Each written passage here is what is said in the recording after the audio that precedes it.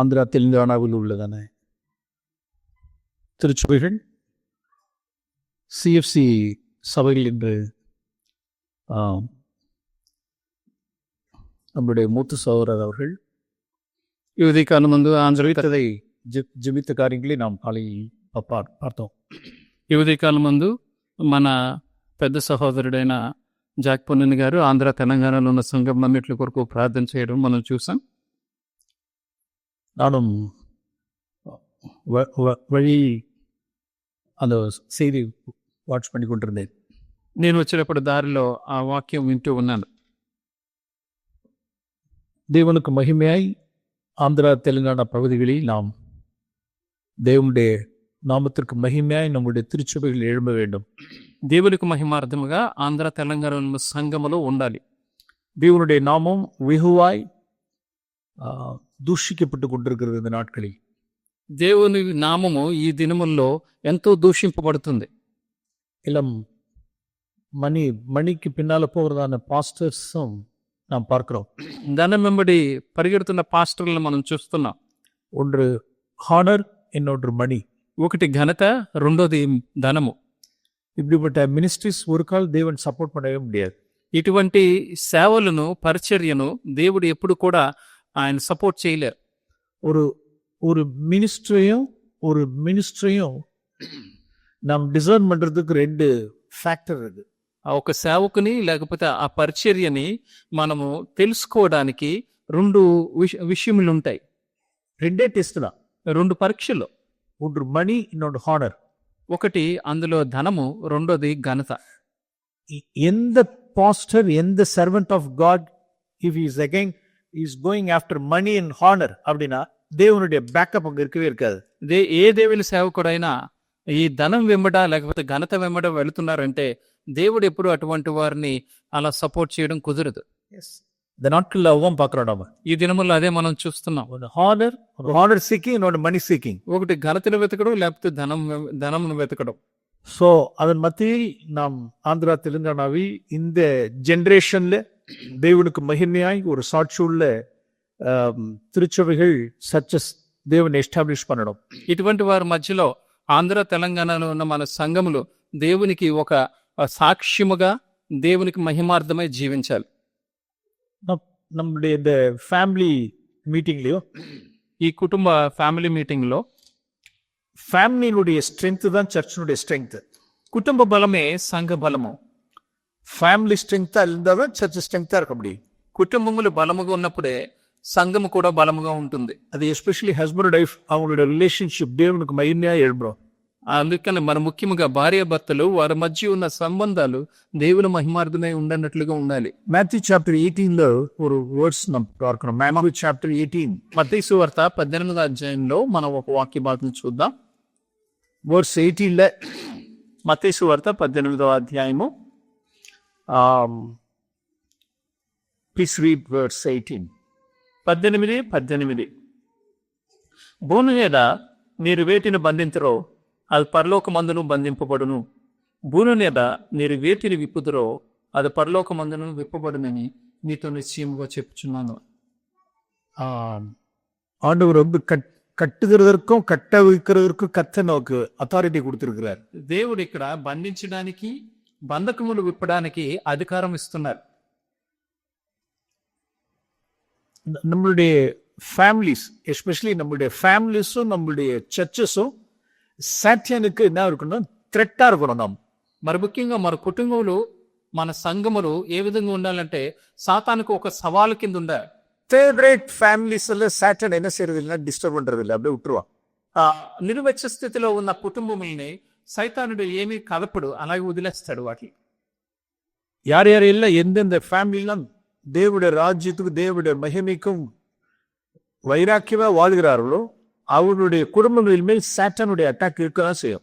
ఏ కుటుంబం అయితే దేవుని రాజ్యం కొరకు, దేవుని మహిమ కొరకు ఎంతో తీవ్రత కలిగి ఉంటారో, వైరాగ్యం కలిగి ఉంటారో అటువంటి కుటుంబం మీద సైతాను దాడి చేస్తూ ఉంటాడు. ఎస్, நம்ம மேலும் எஸ்பெஷலி நம்முடைய பிள்ளைகள் மேலும் சாத்தானுடைய அட்டாக் இருக்கும். మన మీదను, మరి ముఖ్యంగా మన పిల్లల మీదను సైతాను దాడి ఉంటుంది. ஆனால் நாம் பயப்படக்கூடாது. కానీ మనం దానికి భయపడకూడదు. இயேசு கல்வாரி சிலுவையில் சாத்தானை விட்டு சிறந்தார். యేసు పూర్వం కల్వరి సిలువలో సైతాన్ని ఓడించారు. சாத்தான் மேல் கர்த்தர் நமக்கு ஒரு அதிகாரத்தை கொடுத்திருக்கிறார். సైతాను మీద దేవుడు మనకు ఒక అధికారాన్ని ఇచ్చారు. நாம் சாத்தானை நாம் பயம் பண்ண முடியாது. ఇప్పుడు సైతాన్ని మనం బంధించడం కుదరదు. அந்த 1000 இயர்ஸ்க்கு ஜீசஸ் அவனை பாதாளத்துல போட்டு அவனை பயம் பண்ணுவார். நம்ம ரெவல்யூஷன்ல வாசிக்கிறோம். நாம் ప్రకటన గ్రంథంలో చూస్తాం 1000 సంవత్సరాల పరిపాలన తర్వాత దేవుడు సైతాన్ని బంధించి అప్పుడు పాతాళంలో వేస్తారని మనం అక్కడ చదువుతాం. நம் சாத்தானுடைய ஆக்டிவிட்டீஸ் நம்ம என்ன செய்யலாம்? பயம் பண்ணலாம். సైతాన్ని భౌతికంగా మనం బంధించలేము, కానీ సైతాన్ యొక్క క్రియల్ని మనం బంధించవచ్చు. அதற்கு 19వ వచనத்துல వాసిக்கிறோம். అది 19వ వచనంలో మనం చదువుతాం. அது 2 பேர் வேணும்னு వాసిக்கிறோம். అది అలా చేయడానికి ఇద్దరు కావాలి అని మనం చదువుతున్నాం. ప్లీజ్ మరియు నీలో ఇద్దరు తాము వేడుకొను దేన్ని గూర్చినను భూమి మీద ఏకీభవించిన ఎడల అది పరలోకమందున్న తండ్రి ఉన్న వారికి దొరుకునని మీతో చెప్పుచున్నాను. ஏன்னா verse 20ல அந்த 2 பேர் கூடி இருக்கிற இடத்தில் கர்த்தர் ஒரு நடுவில் இருக்கிறார். ఎందుకంటే 20వ వచనంలో మనం చూస్తే ఆ ఇద్దరు కూడిన ప్రదేశములోనే దేవుడు ఉంటున్నారు. எஸ் அவன் அந்த 2 பேர் அப்படின்னு வேற யாரும் இல்ல, மெயினா ஃபேமிலி தான், ஹஸ்பண்ட் வைஃப் தான். ఇద్దరు ఏకీభించును అంటే ఇద్దరు అంటే వేరే ఎవరు కాదు, భార్య భర్తే. அவர் 2 பேரும் ஒன் அக்கா, ஒன் மைண்ட், யூனிட்டியா இருக்கணும். వారిద్దరూ ఐక్యత కలిగి ఒకే భావంతో వాళ్ళు ఏకీభవించినప్పుడు அப்படிங்கும்போது நாம் சாத்தானை நாம் என்ன செய்ய முடியும்னா நாம் எதிர்த்து நிற்க முடியும், அவருடைய ஆக்டிவிட்டிஸை நாம் பயன் பண்ண முடியும். అప్పుడు సైతానికి మనం ఎదురు నిలబడగలము, వారి క్రియలు బంధించగలం. தேவன் நம்ம மத்தியில் இருப்பார். దేవుడు మన మధ్యన ఉంటారు. அதான் verse 20ல வாசிக்கிறோம். అదే 20వ వచనంలో చదువుతాం. சோ அது தொடர்ந்து ஆண்டவர் நான் மன்னிக்கணுங்கிறதான காரியத்தை கொடுத்து சொல்றாரு. దాని తర్వాత దేవుడు ఇతరుని క్షమించడం అనే దాని గురించి చెప్తున్నారు. நீ காலையோட நாம் கேட்டோம். ఈ ఉదయకాలం ముందు కూడా మనం విన్నాం. எஸ் கணவன் மனைவி ஒருபோது நமக்குள்ள என்ன இருக்கக்கூடாதுன்னா ஒரு கசப்போ ஒரு விதமான அன்ஃபர்கிவிங் ஆட்டிடியூட் ஹஸ்பண்ட் ஒய்ஃப்குள்ள ஒரு காலம் இருக்கக்கூடாது. భార్య భర్తల మధ్యలో ఎప్పుడు ఏమి ఉండకూడదంటే ఎప్పుడు క్షమించలేని తనం ఉండకూడదు, ఒకరి మీద ఆయాసము అనేది ఉండకూడదు. அவர்கள் இருவரும் ஒரே ஒருமனப்பட்டிருக்கணும். వారిద్దరూ ఒక్కటిగా ఉండాలి.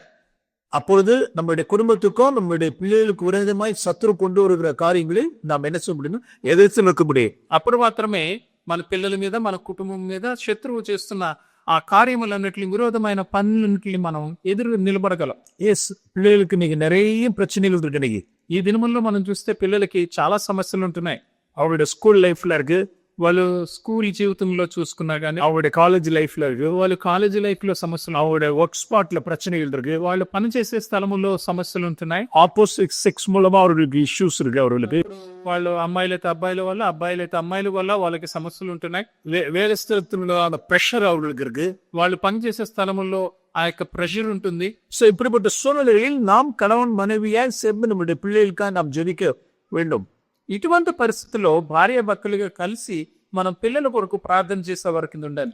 சோ அப்ப எவ்வளவாய் கணவன் மனைவி நாம் ஒருமனப்பட்டவர்களாய் ஐக்கியம் உள்ளவர்களாய் நாம் இருக்க வேண்டியது அவசியமா இருக்கிறது. అలాంటి విషయంలో ఎంతగా భార్య భర్తలు ఇద్దరు ఐక్యత కలిగి ఏకీభవించే వారి కింద ఉండాలి.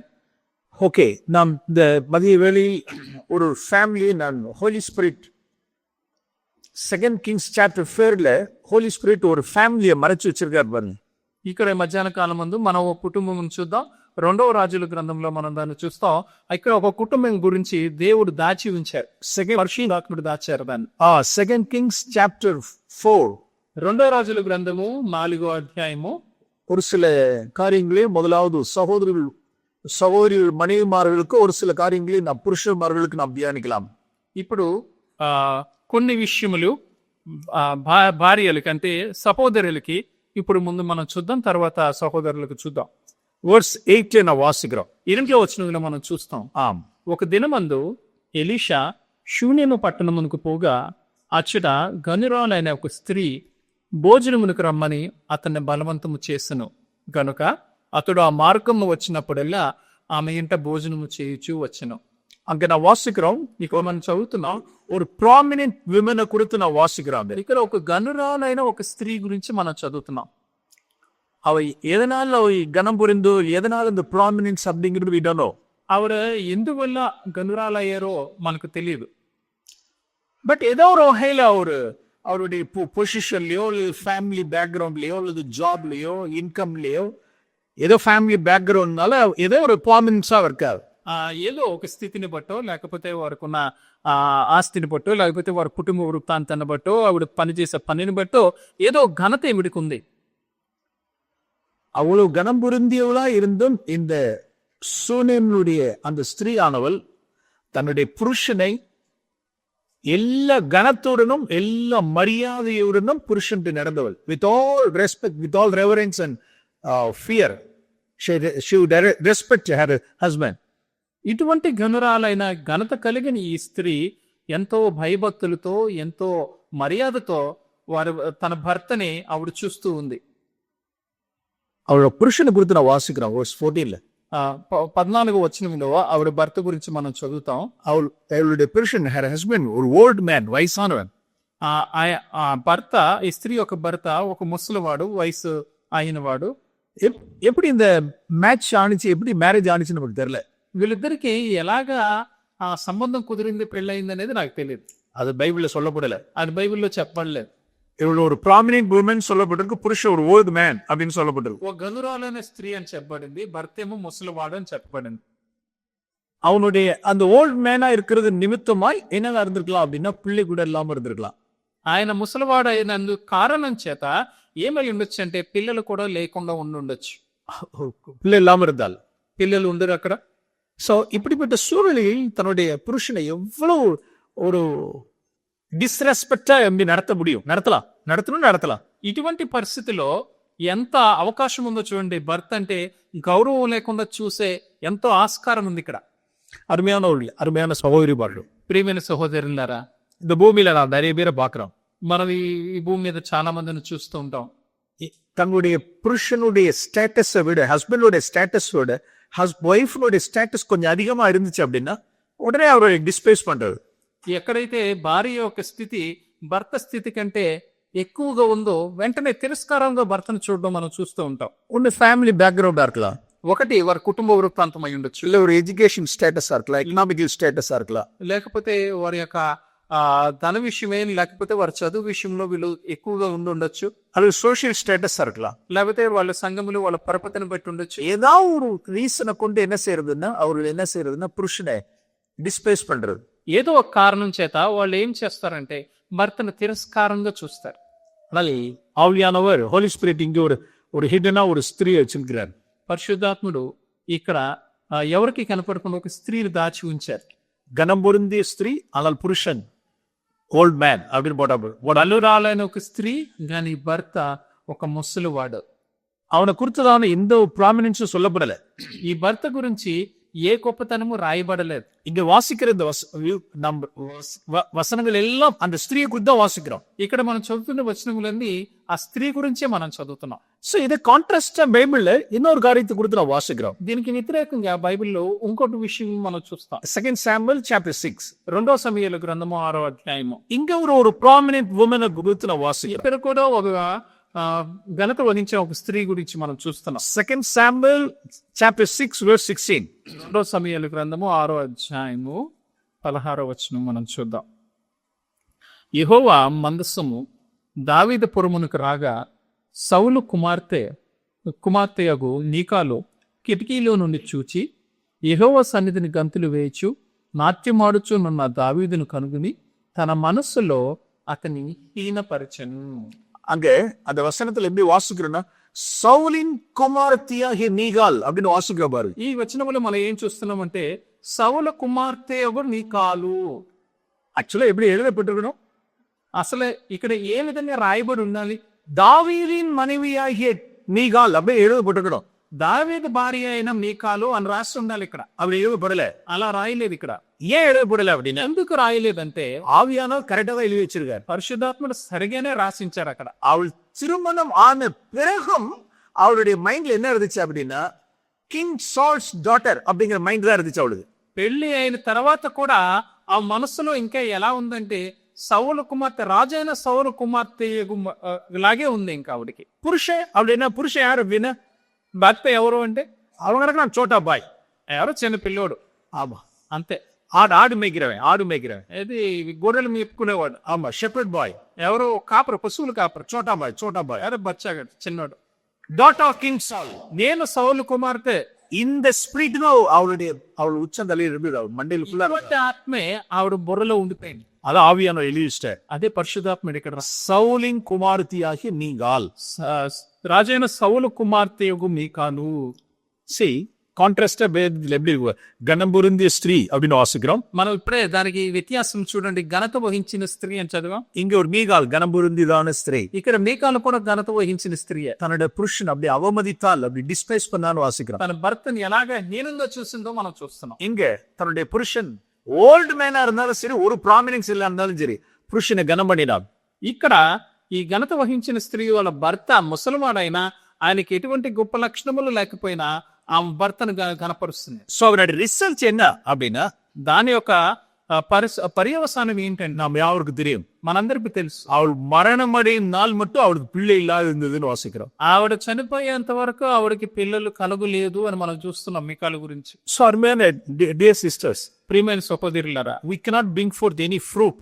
మన జీవితం నుంచి ఎటువంటి ఫలమును మనం తీసుకురాలేము. எந்த ஒரு ஃப்ரூட்டையும் நம்மளால கொண்டு வர முடியாது. ஸ்பிரிச்சுவல் ஃப்ரூட்ஸ் எதுவும் கொண்டு வர முடியாது. ఆత్మ సంబంధమైన ఫలములు ఏది కూడా మన జీవితం నుంచి మనం తీసుకురాలేము. ஏன் அப்படின்னா புருஷனை டிஸ்பிளேஸ் பண்றதுனால. ఎందుకు అంటే భర్తల్ని హీనంగా చూడడాన్ని బట్టి. சில ஹஸ்பண்ட்ஸ் என்னவா இருக்கலாம் அப்படின்னா வீக்கா இருக்கலாம். కొంతమంది భర్తలు ఎలా ఉండొచ్చు అంటే బలహీనంగా ఉండొచ్చు. வீக் பர்சனாலிட்டியா இருக்கலாம். వాళ్ళకి బలహీనమైన వ్యక్తిత్వం కలిగిన వారికి, ஒரு ஏர்னிங் கெப்பாசிட்டி கூட இல்லாம இருக்கலாம். వాళ్ళు సంపాదించే ఆ యొక్క సామర్థ్యం కూడా లేకుండా ఉండొచ్చు. நீங்க ஏதோ ஒரு వகையில యాక్టివா இருக்கலாம். యాక్టివ్ వెరీ యాక్టివா இருக்கலாம். మీరేమో చాలా చురుకైన వారి కింద ఉండొచ్చు. ஒரு கால் என்ன செஞ்சிட வேண்டாம் அப்படின்னா டிஸ்பிளேஸ் பண்ணிட வேண்டாம். కానీ ఎప్పుడూ కూడా మీరు వారిని తిరస్కారంగా చూడకూడదు. நாம் மீகாலை நாம் நினைத்துக்கொள்வோம். మనం మీకాల గురించి జాగ్రత్తగా ధ్యానిద్దాం. ஓகே, நாம் సెకండ్ కింగ్స్ చాప్టర్ 4కే நாம் திருப்போம். 2వ రాజుల గ్రంథం 4వ అధ్యాయం వైపే మరలా తిప్పుదాం. அவளை குறித்து நாம் இன்னொரு காரியத்தை நாம் வாசிக்கிறோம். ఈవిడ గురించి ఇంకో విషయాన్ని మనం ఇక్కడ చదువుతున్నాం. ஒரு காலம் அந்த ஸ்திரீயானவள் இண்டிபெண்டா தன்னிச்சையாய் என்ன செய்யல அப்படின்னா ஆக்ட் பண்ணதே கிடையாது. ఎప్పుడు కూడా ఈ స్త్రీ తనంతటికి తానుగా ఏ కార్యము చేయలేదు. ఒక్కతే ఒక నిర్ణయం కూడా తీసుకోలేదు. தன் புருஷன் இடத்துல ஒரு பர்மிஷன் கேட்கிற பாருங்க. భర్త దగ్గరికి వెళ్ళి పర్మిషన్ అడుగుతుంది. చూడండి, மாடியில அவருடைய ஃபர்ஸ்ட் ஃப்ளோர்ல ஒரு சின்ன ஒரு ஸ்மால் ஒரு ரூம் ஒன்று பில்ட் பண்ணோம். అప్పుడు వాళ్ళ మొదటి అంతస్తులో వాళ్ళు చిన్న గది ఒకటి నిర్మించారు. இவ ப்ராமினன்ட் விமன், இவளே முடிவு எடுத்திருக்கலாம். ఈవిడతో ఘనత వహించిన స్త్రీ కాబట్టి ఈవిడ ఒక నిర్ణయం తీసుకుని ఉండొచ్చు. ஒரு ஏர்னிங் மெம்பரா கூட இருக்கலாம். ఆవిడ సంపాదించే కూడా అయి ఉండొచ్చు. இந்த கிழவன்ட்ட இந்த போர்ட் மேன்ட்ட என்னத்த பர்மிஷன் வாங்க வேண்டியதா இருக்கு. நான் இண்டிபெண்டா நான் முடிவு எடுக்கிறேன்னு சொல்லிட்டு முடிவு எடுக்கல. ఈ ముసలివాడిని నేను అడిగేది ఏంటి, నేనే ఒక నిర్ణయం తీసుకుంటానని ఒక నిర్ణయం తీసుకుని ఉండొచ్చు. పర్మిషన్ కేకరా பாருங்க. ఆవిడ వెళ్ళి ఇక్కడ ఆయన పర్మిషన్ అడుగుతుంది. verse 10లో వాసిக்கிறோம். 10వ వచనంలో మనం చూస్తాం. కావున మనం అతనికి గోడ మీద ఒక చిన్న గది కట్టించి అందులో అతని కొరకు మంచము, బల్ల, పీట, దీపస్తంభము ఉంచుదుము. అతడు మన యొద్దకు వచ్చినప్పుడల్లా అందులో బస చేయవచ్చునని చెప్పాను. తన పురుషునిడத்துல ஒரு పర్మిషన్ கேக்குறா. భర్త దగ్గరికి వెళ్ళి ఆయన అనుమతి తీసుకుంటుంది. చూడండి, நீங்க பர்மிட் பண்ணா மேல கட்டலாம். మీరు ఓకే అంటే, మీరు పర్మిషన్ ఇస్తే ఆ పైన ఒక గది కడదాం. If you say no, okay we shall leave it. మీరు కాదు వద్దు అంటే సరే వదిలేద్దాం అక్కడ. இந்த ஸ்பிரிட் தான் நம்மகிட்ட எப்போதும் இருக்கணும். ఇప్పుడు మన యుద్ధం ఉండవలసిన ఆత్మ ఇదే. அருமையானவர்களே, ప్రియమైన వారలారా, జీసస్ உடைய ஸ்பிரிட் அதுதான். యేసు ప్రభు యొక్క ఆత్మ కూడా అదే. அவர் பிதாவுக்கு சமமா இருந்தார். ఆయన తండ్రితో సమానుడు కింద ఉన్నారు. அது எல்லாத்தையும் எம்டி பண்ணார். అదంతా ఆయన ఉట్టిగా వదిలేసుకున్నారు. பூமியில இருந்த நாட்களில் భూమి మీద ఉన్నప్పుడు அவர் சுயமாய் ஒன்றையும் அவர் செய்யல. ఆయన సొంతగా ఆయన చిత్త ప్రకారం ఒక్కటి కూడా జరిగించలేదు. சோனும் ஒரு இடத்துக்கு போல, ఆయన సొంతంగా ఒక స్థలమునకు వెళ్ళలేదు. சுயமாய் ஒரு காரியத்தை அவர் செய்யல. ఆయన సొంతముగా ఒక విషయం కూడా, ఒక కార్యం కూడా சுயமாய் ஒன்று நான் பேசவில்லை அப்படிங்கிற. ఆయన సొంతముగా స్వీయముగా ఒక మాట కూడా ఎప్పుడు మాట్లాడలేదు. பிதா என்ன சொன்னவே அவர்தான். తండ్రి ఏమి చెప్తారో అదే.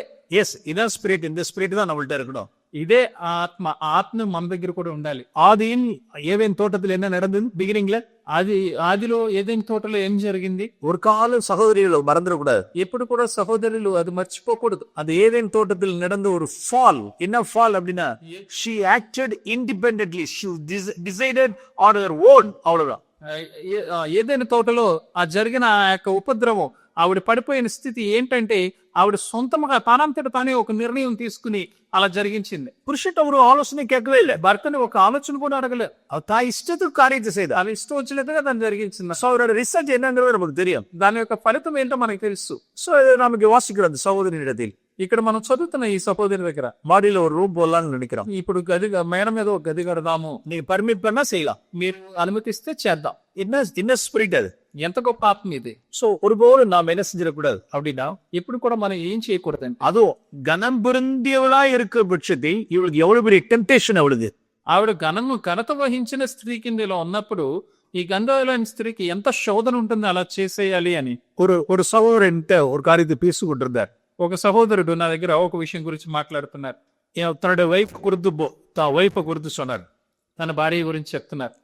வேர் ஆன்லைன் பர்ச்சேஸ்ல இவ பாட்டுக்கு ஆர்டர் பண்ணிடுறா பிரதர், పేమెంట్ என்ன கொடுக்க சொல்றா அப்படிங்கிறா. ఆన్లైన్ లో వెళ్ళిపోయి షాపింగ్ చేసేసి ఆవిడ కావాల్సినంత షాపింగ్ చేసి డబ్బులు నన్ను కట్టమంటుంది బ్రదర్ అని చెప్పి అంటున్నారు.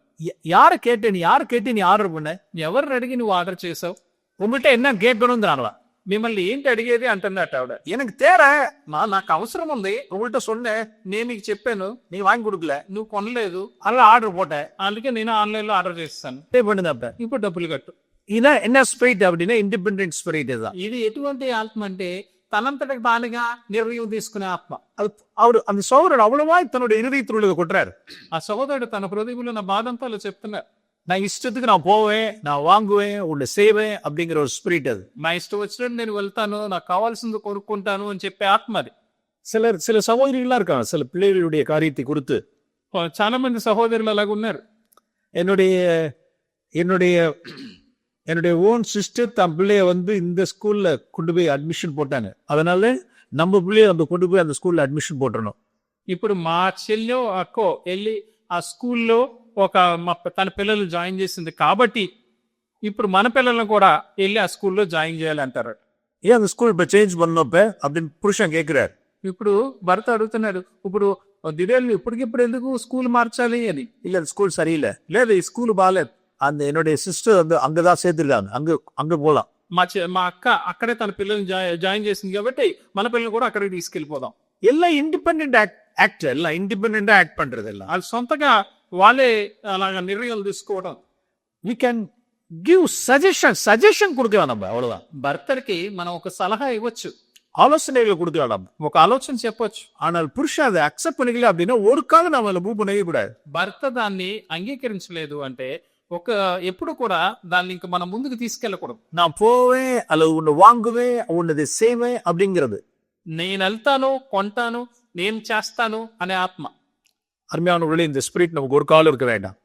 ప్రియమైన వారలారా, ఇటువంటి ఆటలు ఎప్పుడు కూడా మనలో ఉండకూడదు. இப்படிப்பட்ட சகோதரிகளே, இப்படிப்பட்ட மனைவிமார்களே சத்ரு என்ன செஞ்சிருவான்னா விழுங்கிடுவான்.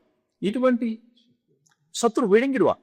ఇటువంటి ఆత్మ ఉన్న వాళ్ళని శత్రువు ఏం చేస్తాడంటే అలా మింగేస్తాడు. அப்படிப்பட்ட ஸ்பிரிட் தான் அவருக்கு தேவை. சாத்தானுக்கு அப்படிப்பட்ட ஸ்பிரிட் தான் எதிர்பார்க்கிறான். సైతానికి అటువంటి వాడే కావాలి, అటువంటి వారి కోసం ఎదురు చూస్తూ ఉంటాడు. நம்ம அதை அந்த சகோதரி இடத்துல இந்த ஒரு காரியத்தை நாம் கற்றுக்கொள்றாது. ఇక్కడి నుంచి మనం ఒక విషయం నేర్చుకుంటున్నాం ఈ సహోదరి దగ్గర. ஒன் மோர் கேரக்டர், அந்த ஸ்ரீயான இடத்தில் அந்த விமன் இன்னொரு காரியத்தை நான் பார்க்கிறோம். ఈ గంధ్రాలయం స్త్రీ దగ్గర నుంచి ఇంకొక విషయం మనం తెలుసుకుందాం. அவளோட சூழ்நிலையில கண்டென்டா இருந்த அவரு. అటువంటి పరిస్థితిలో కూడా ఎంతో సంతృప్తి కలిగి ఉంది చూడండి ఆవిడ. verse 30 మనం వాసిக்கிறோம். 30 వచనంలో మనం చదువుతాం. ప్లీజ్. తల్లి ఆ మాట విని యెహోవా జీవముతోడు, నీ జీవముతోడు నేను నిన్ను విడువునని చెప్పగా అతడు లేచి ఆమెతో కూడా పోయెను. 13వ వచనం చూద్దాం. అతడు నీవు ఇంత శ్రద్ధాభక్తులు మా యందు కనపరిచితివి, నీకు దీని ఏమి చేయవలను? రాజుతోనైము సైన్యాధిపతితోనైము నిన్ను గూర్చి నేను మాట్లాడవలను కోరుచున్నావా అని అడుగుమని గెహజీకి ఆజ్ఞేయంగా వాడు ఆ ప్రకారం ఆమెతో అనిను. అందుకమే నేను నా స్వజనంలో కాపురం ఉన్నానను. என் ஜனத்தின் நடுவில், தமிழ் பைபிள் எப்படி அழகா போட்டிருக்கு அப்படின்னா, I leave you among my people with peace and content. తెలుగులో ఆ విధంగా రాయబడలేదు. ఇక్కడ ఎలా ఉందంటే, నా స్వజనుల మధ్యలో నేనెంతో నెమ్మది కలిగి సంతృప్తి కలిగి ఉన్నాను అని రాయబడింది. எனக்கு எதுவுமே எனக்கு தேவையில்லை అంటే దాని అర్థం, నేను ఎంతో సంతోషంగా ఉన్నాను, నాకు ఇంకేది అక్కర్లేదు, நான் சுகமாய் கூடியிருக்கிறேன். నేను ఎంతో నెమ్మది కలిగి ఉన్నాను. என்ன ஸ்பிரிட் பாரு, ஒரு மர்மரிங் ஸ்பிரிட், ஒரு கிரம்பிளிங் ஸ்பிரிட், కంప్లైనింగ్ స్పిరిట్ ఎదుమే கிடையாது அவள்கிட்ட. ఎంత మంచి ఆత్మ చూడండి, ఆ సనుకుడు గాని లేకపోతే ఫిర్యాదులు చేసే ఆత్మ ఎక్కడ లేదు ఆవిడలో. యాక్చువల్గా పిల్ల இல்ல. అసలు చూస్తే వాళ్ళకి పిల్లలు లేరు, పురుష వయసానవే, ఎందుకంటే భర్త ముసలివాడు. ஆனால் என்ன சொல்றா அப்படின்னா, అయినప్పటికీ ఆవిడ ఏం చేస్తుందంటే, எனக்கு ஒரு குறை இல்லை, నాకు ఏ కొరత లేదు, நான் சுகமா இருக்கிறேன், నేను చాలా సంతోషంగా ఉన్నాను, நான் சமாதானத்தோடு இருக்கிறேன், నేను సమాధానంగా ఉన్నాను, தேவன் என்ன நல்லா வச்சிருக்கிறாரு, దేవుడు నన్ను చాలా చక్కగా ఉంచారు. அருமையானவர்களே, ప్రియమైన వారు, என்ன ஸ்பிரிட் அதுல, வாட் எ వండర్ఫుల్ స్పిరిట్. ఎంత గొప్ప ఆత్మ అది. ஒரு மர்மரிங், பிளேமிங், కంప్లైనింగ్, இந்த ஸ்பிரிட்ஸ் இல்லாத ஒரு வாழ்க்கை வாழ்றது. అసలు ఫిర్యాదులు చేయడం గాని అలాగా సలుకడం గాని అసలు లేని జీవితం ఎంత గొప్ప జీవితం చూడండి. அதுக்குதான் சொல்றான் கேயாசி. என்ன சொல்றான் அப்படின்னா, நோ நோ நோ நோ, இவளுக்கு குறை இருக்கு. என்ன இருக்குன்னா, இவளுக்கு பிள்ளை இல்லைன்னு அப்பதான் சொல்றான் verse 14. కానీ గెహజీ ఏమంటున్నాడంటే, ఆమెకు కొదువు ఉంది, ఏంటంటే ఆమె పిల్లలు. 14 వచ్చిన చూద్దాం. ఎలీషా ఆమె నేనేమి చేయకూర్చున్నదని వానిని అడుగగా, గెహజీ ఆమెకు కుమారుడు లేడు మరియు ఆమె పెనిమిటి ముసలివాడని అతనితో చెప్పెను. பாருங்க, அவ சொல்லிதான் எலிசாவுக்கே தெரிய வருகிறது. అలా చెప్పడాన్ని బట్టి ఎలీషాకి తెలిసింది. அவள் அது சொல்லவே இல்லை, ఆవిడ చెప్పలేదు ఆ విషయం. அருமையானவர்களே, ప్రియమైన వారు, நாம் எப்படிப்பட்ட தோற்றத்தை, எப்படிப்பட்டதான ஒரு இம்ப்ரெஷன் வெளியில காண்பிக்கிறோம். మనం ఎటువంటి అభిప్రాయాన్ని బయటికి మనం చూపిస్తున్నాం.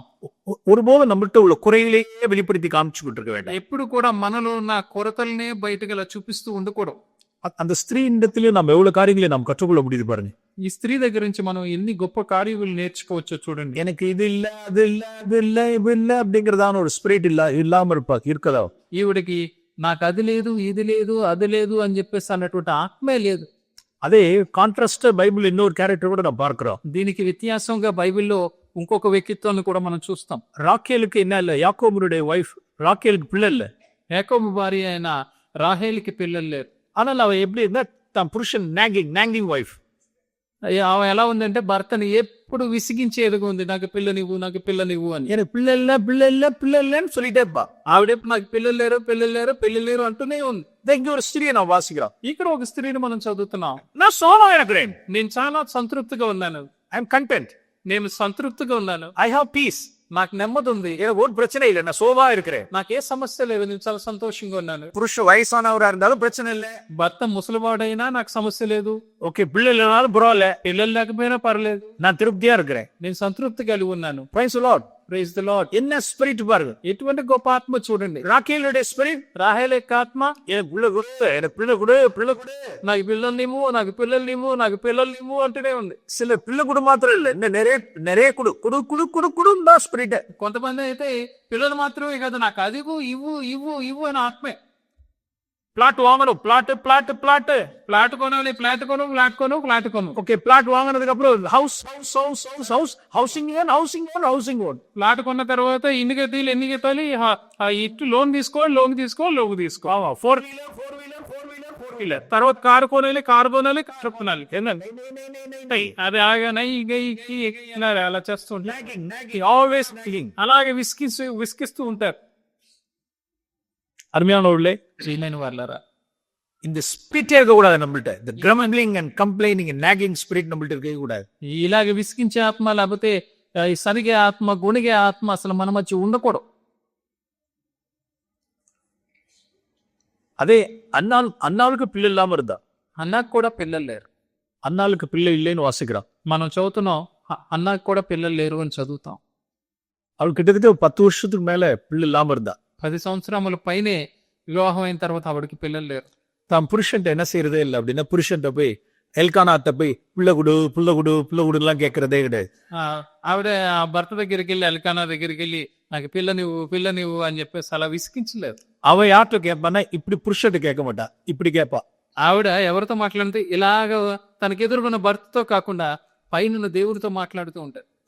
கேட்கலாம், யார்கிட்ட கேட்கணும்னா இப்படி கேட்காம இப்படி கேளுங்கன்ற. మనం అడగొచ్చు, అడగడంలో తప్పలేదు, కానీ ఇలా అడగడానికి బదులుగా ఇలా అడుగుతాం. ராக்கேல் எப்படி கேட்டாலும் புருஷன் இப்படி கேட்டா. రాహేల్ ఎలా అడిగిందంటే భర్తతో ఇలా అడిగింది. పురుషుడు ఎడుతూ కేటా. పురుషుడు భర్తతో ఇలా అంటుంది. అన్నాలు ఎప్పుడు కేటా? అన్న ఏం చేసింది? ఇప్పుడు కేటా. ఇలా పైకి అడిగింది. ஓகே, இந்த கான்ஃபரன்ஸ்ல ஒரு தீர்மானம் எடுப்போமா? ఈ కాన్ఫరెన్స్ లో మనం ఒక నిర్ణయం తీసుకుందామా? இது நான் வரைக்கும் நீங்க எப்படி கேட்டுட்டு இருந்திருப்பீங்க? ஏன்னா புருஷன் இப்படி கேட்டு இருந்திருப்பீங்க. ఇప్పటి వరకు మీరు ఎలా అడుగుతున్నారంటే భర్తల్ని ఇలా అడుగుతున్నారు. நீங்க இப்படி கேட்க வேண்டாம். ఇక మీద మనం ఇలా అడగొద్దు. எப்படி கேட்பீங்க? இப்படி మీరు என்ன வேணும்னா கேளுங்க, அவச்சக்கல். మీకు ఏది కావాలన్నా అడగండి, కాకపోతే ఆయన్ని అడగండి. எஸ், அன்னால் புருஷனிடத்தில் கேட்காம தேவனிடத்தில் கேட்டார். అవును, అన్న భర్తను అడగకుండా దేవుణ్ణి అడిగింది. இங்க ஒரு ஸ்திரியை பார்க்கிறோம், நான் சுகமா இருக்கிறேன் அப்படின்னு ఒక சொல்றேன். స్త్రీని మనం చూస్తున్నాం, నేను ఎంతో సంతోషంగా ఉన్నాను. என்ன ஒரு அருமையான ஒரு கேரக்டர், அவருடைய கேரக்டர். ఎంత గొప్ప అందమైన వ్యక్తి చూడండి ఈవిడ. இங்க இன்னொரு அவருடைய சகோதரிகிட்ட நீங்க இருக்க வேண்டிய இன்னொரு ஸ்பிரிட் கூட இருக்கு, ஹாஸ்பிட்டாலிட்டி. ఇక్కడ సహోదరుని దగ్గర ఉండవలసిన ఇంకొక ఆత్మ కూడా ఉంది, అదేంటంటే ఆధిక్యం ఇవ్వటం. சாப்டர் 4 verse 8ல வாசிக்கிறோம் பாருங்க. 8వ వచనంలో మనం చదువుతాం చూడండి, 4వ అధ్యాయము. எலிசாவை போஜனம் பண்ண வருந்தி கேட்டுக்கொண்டால் வாசிக்கிறோம். భోజనంలోకి రమ్మని అతను బలవంతము చేసెను అని మనం చదువుతాం. எஸ், நம்மகிட்ட இருக்க வேண்டிய ஸ்பிரிட் அது, ஹாஸ்பிட்டாலிட்டி. మన దగ్గర ఉండవలసిన ఒక ఆత్మ ఏంటంటే ఆదిత్యనిచ్చే ఆత్మ. இப்படிப்பட்ட காரியங்கள் தேவன் பிரியமா இருக்கிறார். ఇటువంటి కార్యములను బట్టి దేవుడికి ఎంతో వాళ్ళు ఇష్టలుగా ఉన్నారు. தான தர்மங்களில், சேரிட்டிஸ்ல, ஹாஸ்பிட்டாலிட்டிஸ்ல தேவன் பிரியமா இருக்கிறார். వాళ్ళు ఇచ్చే ధర్మాలను బట్టి, వాళ్ళు చేసే దానాలను బట్టి దేవునికి వాళ్ళంతా ఇష్టలుగా ఉన్నారు. ஒரு மேன் ஆஃப் காடுக்கு சர்வ் பண்ணணுங்கிற ஒரு ஸ்பிரிட் அவருக்கு இருந்தது பாருங்க. ఒక దైవజనుడికి సేవ చేయాలని ఒక ఆత్మ ఆవిడకుంది చూడండి. భోజనం பண்ண வருந்தி கேட்டுக்கொண்டால், భోజనమునకు రమ్మని అతను బలవంతము చేసెను. நான் அடிக்கடி இந்த காரியத்தை நான் சொல்றது உண்டு. ప్రతిసారి నేను ఎప్పుడు ఈ విషయం గురించి చెప్తా ఉంటాను. జెనిసిస్ చాప్టర్ 18, జెనిసిస్ చాప్టర్ 18, ఆదికాండము 18వ అధ్యాయము. அவருடைய சாராவுடைய ஹாஸ்பிட்டாலிட்டி பாருங்க. సారా యొక్క ఆదిత్యం ఇచ్చే గుణమును చూడండి అక్కడ. நல்ல ஆஃப்டர்நூன், நல்ல உஷ்ணமான பகலின் உஷ்ணமான வேளையில் 3 பேர் வந்துட்டாங்கன்னு வாசிக்கிறோம். మధ్యాహ్న కాలం ముందు ఎంతో వేడి సమయంలో ముగ్గురు వచ్చారు వాళ్ళ ఇంటికి అని మనం చదువుతున్నాం. Genesis chapter 18 verse 1. ఆదికాండము 18వ అధ్యాయం 1వ వచనం. మరియు మమ్రే దగ్గరనున్న సిదూరు వనములో అబ్రహాము ఎండవేళ గుడారపు ద్వారమునందు కూర్చుని ఉన్నప్పుడు యెహోవా అతనికి కనబడెను. ఓకే, గాడ్ ద లార్డ్, కర్తரும் 2 దూతలు வந்தாங்க. దేవుడు 2 దూతలు వచ్చారు. ఓకే, అబ్రహాముடைய ஹாஸ்பிட்டாலிட்டியை பார்க்கறாங்க. అబ్రహాం యొక్క ఆతిథ్యం ఇచ్చే గుణమును చూస్తున్నాం మనం. verse 6ல வாசிக்கிறோம். 6వ వచనంలో మనం చదువుతాం. சாராள்கிட்ட சொல்றார். சாராள் இடத்துல என்ன சொல்றாருன்னா, சீக்கிரமாய் 3 படி மெல்லிய மாவு எடுத்து பிசைந்து அப்பம் சுடு அப்படின்னு சொல்றாரு. అబ్రహాం వెళ్ళి, నువ్వు త్వరగా వెళ్ళి 3 మానికల మెత్తని పిండిని తెచ్చి పిసికి రొట్టెలు చేయమని చెప్పాను. ஏதாவது முன்கூட்டி தகவல் கொடுத்துட்டு ஏதாவது மெசேஜ் போட்டு வந்தாங்களான்னு கேட்டா திடீர்னு வந்துட்டாங்க. వాళ్ళు ముందే ఏమన్నా చెప్పి మెసేజ్ ఇచ్చి వచ్చారంటే అలా రాలేదు, అప్పుడే అలాగ వచ్చారంతే సడన్ గా. ஒரு அப்ராம், நான் ஒரு மதியம் ஒரு லஞ்சுக்கு ஒரு 3 பேர் நாங்க வரோம், அப்படி ஏதாவது தகவல் வந்துச்சான்னு கேட்டா நோ தகவல், இது தகவல் இல்ல. ఫోన్ చేసి అబ్రహాం మధ్యాహ్నం లంచ్ 3 వస్తున్నాం అని ఏమన్నా ఇన్ఫర్మేషన్ ఇచ్చారంటే అది కూడా లేదు. திடீர்னு வந்துட்டாங்க, సడన్ உள்ளே வந்துட்டாங்க, సడన్ గా వచ్చారు అంతే. ஒரு అన్ఎక్స్పెక్టెడ్. అసలు ఊహించలేదు వాళ్ళు. உடனே ஒய்ஃப்ட்ட போறாரு, சாராயிட்ட போறாரு. వెంటనే భార్య దగ్గరికి వెళ్తున్నాడు, సారా దగ్గరికి. நல்ல பரோட்டா போடு அப்படிங்கிறாரு. చక్కగా పరాబాంచి అని అంటున్నాడు. எத்தனை மணிக்கு? ఎన్ని గంటలు? నూన్, ఆఫ్టర్నూన్ல, మధ్యాహ్నం, మిట్ట మధ్యాహ్నం, ఇది ఎండవేళ. அந்த சப்மிசிவ் ஸ்பிரிட்ட பாத்தீங்களா? ఆ యొక్క లోబరి ఆత్మను చూసారా? சிலர்லாம் இருக்காங்க, அந்த ஹாஸ்பிட்டாலிட்டி இருக்காது. కొంతమంది ఉన్నారు, వాళ్ళకి ఆతిథ్యం చేయడమే ఉండదు. நல்ல ஏதாவது பரோட்டான்னா தலப்பா கட்டி ஏதாவது பிரியாணி ஏதாவது கிடைச்சுன்னா ஆர்டர் பண்ணிட்டு போயிடுவாங்க. ఏమైనా పరోటా కావాలి, బిర్యానీ కావాలంటే తలుపుకైతే బిర్యానీయో లేకపోతే ఎక్కడికో పరోటా ఎక్కడో ఆర్డర్ చేసి తీసుకొస్తా. బ్రదర్லாம் இல்ல, நகிகை. బ్రదర్ వచ్చారంటే ఏంటి బ్రదర్, అలాంటి ఏం లేవు ఇక్కడ అంటారు. ఎక్స్పెక్టెడ్, అన్ఎక్స్పెక్టెడ్, திடீர்னு சொல்லாம வந்துட்டாங்கன்னா இல்லைன்னா முடியாது. ఏది చెప్పకుండా వస్తే బ్రదర్ లేదు, ఇంకేమీ లేదు, ఏం కుదరదు అంటారు. அப்படி சாராளுடைய ஸ்பிரிட் இல்ல. అది సారా యొక్క ఆత్మ కాదు. సబ్మిసివ్గా இருந்து இந்த காரியத்தை செய்தான்னு வாசிக்கிறோம். వెంటనే భర్తకు లోబడి విధేయత చూపించి ఆవిడ కార్యం చేస్తుంది. అదే జెనిసిస్ 19ல, అదే ఆదికాండం 19లో எவ்வளவு விதவிதமான சகோதரிகளை, சிஸ்டர்ஸ் ஆண்டவர் உள்ளர வச்சிருக்காரு பைபிள்ல. చూడండి, బైబిల్లో దేవుడు ఎంతమంది సహోదరులు, రకరకాలైన సహోదరుల గురించి ఇక్కడ రాసించాడు. జెనిసిస్ చాప్టర్ 19, ఆదికాండం 19వ అధ్యాయము. లోతుனுடைய வீட்டுக்கு 2 దూతలు போறாங்க. లోతు ఇంటికి కూడా 2 దూతలు వెళ్ళారు. verse 3ல வாசிக்கிறோம். 3వ వచనంలో మనం చదువుతాం. அவன் வீட்டிலே பிரவேசித்தார்கள், அவன் புரோட்டா சுட்டான், அவன் அப்படின்னு வாசிக்கிறான். అతని ఇంట ప్రవేశించిరి, అతడు వారికి విందు చేసెను. అంటే అతడు వారికి పరోటాలను కాల్చాడు అని మనం చదువుతున్నాం ఇక్కడ. அப்போ வாட் அபவுட் லாட்ஸ் வைஃப்? అతడు పొంగని రొట్టెలు కాల్చాడు అని ఇక్కడ మనం చదువుతున్నాం. మరి లోతు భార్య ఎక్కడ? அதெல்லாம் அவருக்கு அந்த ஸ்பிரிட்லாம் கிடையாது. ఆవిడకి అటువంటి ఆత్మే లేదు. சில பேர்லாம் இருக்காம కొంతమంది ఉన్నారు, ஏதாவது ஒரு சூழ்நிலை சமாளிச்சிருவாங்க. ఏదో ఒక విషయం చెప్పి దాన్ని అలాగా చేస్తూ ఉంటారు. அந்த ஸ்பிரிட் வேணும். ఏదో ఒక రకంగా దాన్ని చెయ్యాలి అనే ఆత్మ మనకు కావాలి. அங்க லோத்து என்ன செய்யல அப்படின்னா, லோத்துனுடைய மனைவி அதுக்கு இணங்கி கொடுக்கல. அது లోతు యొక్క భార్య ఆవిడ ఒప్పుకోలేదు. ஸோ அருமையானவர்களே, இப்படிப்பட்ட ஸ்பிரிட்ஸ் எல்லாம் நம்மளுடைய மனைவிமார்கள் சகோதரிகளுக்கு தேவையான ஒரு ஆவி.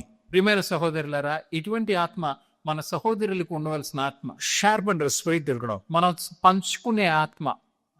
ஹாஸ்பிட்டாலிட்டியோட ஸ்பிரிட் இருக்கணும். ఆతిథ్యం ఇచ్చే ఆత్మ. நான் திரும்பவும் మరల అక్కడే మనం తిప్పుదాం. 2 Kings chapter 4, 2వ రాజుల గ్రంథము 4వ అధ్యాయము. எல்லாம் அந்த ஸ்திரீனிடத்திலிருந்து நாம் கற்றுக்கொள்றதான காரியங்கள் எல்லாம். ఇదంతా ఈ స్త్రీ దగ్గర నుంచి మనం నేర్చుకుంటున్న కార్యములన్నీ. தன் புருஷனை ரெஸ்பெக்ட் பண்ணுகிறவள், తన భర్తని గౌరవించే స్త్రీ, தன் புருஷனுடைய நாலேஜ் இல்லாம ஒரு காரியத்தை இண்டிபெண்டா செய்யாதவள், భర్తకు తెలియకుండా ఏది ఒంటరిగా విడిగా చేయని స్త్రీ, தம் என்ன சூழ்நிலையோ அந்த சூழ்நிலையில் இருக்க சூழ்நிலையை மன திருப்தியாய் மன கண்டென்டா இருக்கக்கூடியவள். ఎటువంటి పరిస్థితిలో ఆవిడ ఉన్నా గానీ ఆ పరిస్థితిలో ఎంతో తృప్తి కలిగి సంతోషం ఉన్న స్త్రీ, நல்ல ஸ்பிரிட் ஆஃப் ஹாஸ்பிட்டாலிட்டி உடையவள், ఎంతో ఆతిథ్యం ఇచ్చే గొప్ప ఆత్మ కలిగిన స్త్రీ. எஸ், ஒன் மோர் திங், ఇంకొక విషయం, அவள்கிட்ட என்ன இப்படிப்பட்ட ஸ்பிரிட்ஸ் இருக்கிற ஒரு இடத்தில் கர்த்தர் என்ன கொடுத்துக்காரு, ஸ்பிரிட் ஆஃப் டிசர்ன்மென்ட் அவள்கிட்ட இருக்கு பாரு. ఇటువంటి ఆత్మలున్న వారికి దేవుడు ఏం చేస్తారంటే వివేచించే ఒక ఆత్మనిస్తారు. மறுபடியும் சொல்கிறேன், మరలా నేను చెప్తున్నాను, எனக்கு அருமையான சகோதரிகளே, ప్రియమైన సహోదరులారా, உங்களுடைய புருஷனை நீங்க கனம் பண்ணி இண்டிபெண்டா ஆக்ட் பண்ணாம நீங்க இருந்தீங்க அப்படின்னா, தேவன் உங்களுக்கு கிஃப்டா ஈவா என்ன கொடுப்பார் அப்படின்னா, ஸ்பிரிட் ஆஃப் டிசர்ன்மென்ட் உங்களுக்கு கொடுத்துருவார். మీ భర్తని మీరు గనపరిచి మీరు సొంతగా నిర్ణయములు తీసుకోకుండా మీరు ఉన్నప్పుడు దేవుడు మీకు ఏ ఒక్క బహుమానం ఇస్తారు అంటే నీకు వివేచించే ఆత్మనిస్తారు. அது என்ன ஸ்பிரிட் ஆஃப் டிசர்ன்மென்ட்? వివేచన అంటే ఏంటి? వివేచించే ఆత్మ. Verse 9, 9వ వచనంలో మనం அவள் தன் புருஷனிடத்துல சொன்னா பாருங்க, చూడండి 9వ వచనంలో తన భర్త பேசுறேன் 9 సాగా ఆమె తన పెనిమిటిని చూచి మన యొద్దకు వచ్చుచు పోవచ్చు ఉన్నవాడు భక్తిగల దైవజనుడని నేను ఎరుగుదును. இவர் பரிசுத்தவான், ஹோலி மேன், ఈయన పరిశుద్ధుడు இது நான் காண்கிறேன் అని నేను తెలుసుకున్నాను, నేను ఎరుగుదును. எப்படி தெரியும் இவர் பரிசுத்தவான்? எப்படி தெரியும்? ఈయన పరిశుద్ధుడు అని ఈయనకెలా తెలుసు? ஒரு எலிசா ஒரு ப்ராஃபட் வர்றாரு, ఎలీషా ప్రవక్త వస్తున్నాడు, சாப்பிடுறாரு, வர்றாரு, வீட்டுல வந்து வர்றப்பெல்லாம் தங்குறாரு, சாப்பிடுறாரு, போயிடுறாரு. వస్తున్నాడు, ఇంటికి వచ్చినప్పుడల్లా ఆధారం పోయినప్పుడల్లా ఇంటికి వస్తున్నాడు, భోజనం చేస్తున్నాడు, వెళ్ళిపోతున్నాడు. ஆனா இப்படி டிசர்ன்மென்ட் அவளுக்கு, டிசர்ன்மென்ட் அவளை, ఈయన పరిశుద్ధుడు అని ఆవిడ ఎలాగ గమనించింది? Yes, discernment, the spirit of discernment. అదే వివేచించే ఆత్మ అంటే. எஸ், இந்த நாட்களில், ఈ రోజుల్లో அருமையான சகோதரிகளே, நம்முடைய மனைவிமார்களுக்கு அதிகமாய், மனைவிமார் புருஷன்மார்களுக்கு இந்த ஸ்பிரிட் நமக்கு வேணும். ప్రియమైన సహోదరులారా, ఈ దినముల్లో భార్యలకి భర్తలకి ఇటువంటి ఆత్మ ఎంతో అవసరం. ஃபார் எக்ஸாம்பிள், ఉదాహరణకి Proverbs chapter 31, సామెతలు 31, அங்க ஒரு வெர்ச்சுவஸ் விமனை குறித்து நாம் வாசிக்கிறோம். ఇక్కడ ఒక స్త్రీ గురించి మనం చదువుతున్నాం. வெர்ச்சுவஸ் விமன், ఈవిడి గుణవంతురాలైన స్త్రీ. Proverbs chapter 31 సామెతలు 31 verse 27 వాసిக்கிறோம். 27వ వచనంలో మనం చదువుతున్నాం. ఆమె తన ఇంటి వారి నడతలను బాగుగా కనిపెట్టును, పని చేయకుండా ఆమె భోజనం చేయదు. தன் வீட்டு காரியம் எப்படி நடக்கிறது என்று கண்ணோக்கமா, ఆమె తన ఇంటి వారి నడతలను బాగుగా కనిపెట్టును. அதாவது అంటే நம்மளுடைய எஸ்பெஷலி நம்மளுடைய பிள்ளைகளுடைய காரியங்கள் எல்லாம் நீங்க நிராணிச்சிடலாம். நம்மளுடைய பிள்ளைகள் వారు ముఖ్యంగా మన పిల్లల విషయంలో జరుగుతున్న వాటన్నిటిని మనం కనిపెట్టే వారికి ఉండాలి. ஃபார் எக்ஸாம்பிள், ఉదాహరణకి ரீசெண்டா ஒரு ஃபேமிலியை நான் அறிவேன். ఇటీవల ఒక్కొక్క కుటుంబాన్ని నా దగ్గరకు వచ్చారు. ஒரு ஃபேமிலியில் நடந்த ஒரு ట్రాజడీ. వాళ్ళ కుటుంబంలో జరిగిన ఒక విచారమైన విషయము. ஒரு வாலிப பெயர் அவ என்ன பண்ணிருக்கிறான் அப்படின்னா, online ட்ரேடிங்ல he lost more than 15 lakhs. ఒక యవనస్తుడు ఇక ఆన్లైన్ లో వ్యాపారాలు చేయాలని మొదలుపెట్టి అది కొనడం, ఇది కొనడం, అమ్మడం, అలాగ ఆన్లైన్ ట్రేడింగ్ లో 50 లక్షలు పోగొట్టుకున్నాడు. இப்ப சைபர் கிரைமுக்கு மூவ் ஆயிருக்கு.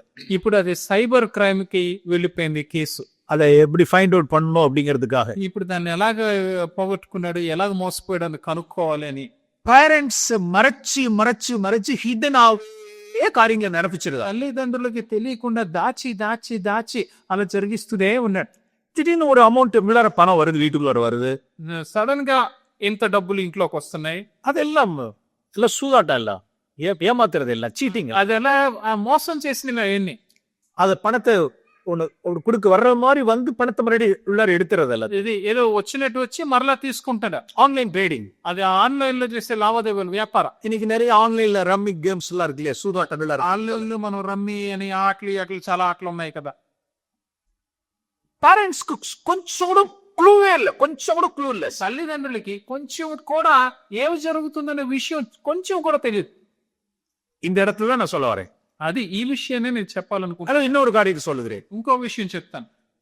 ஒரு கேர்ளுக்கு ஒரு பாயோட கூட ஒரு ரொம்ப நாளும் இயர்ஸ் கணக்கா என்ன இருக்கு அப்படின்னா ஒரு அஃபேர் இருக்கு, லவ் அஃபேர் இருக்கு. ఒక అమ్మాయికి ఒక అబ్బాయితో కొన్ని సంవత్సరాలుగా ఒక లవ్ అఫేర్ నడుస్తుంది.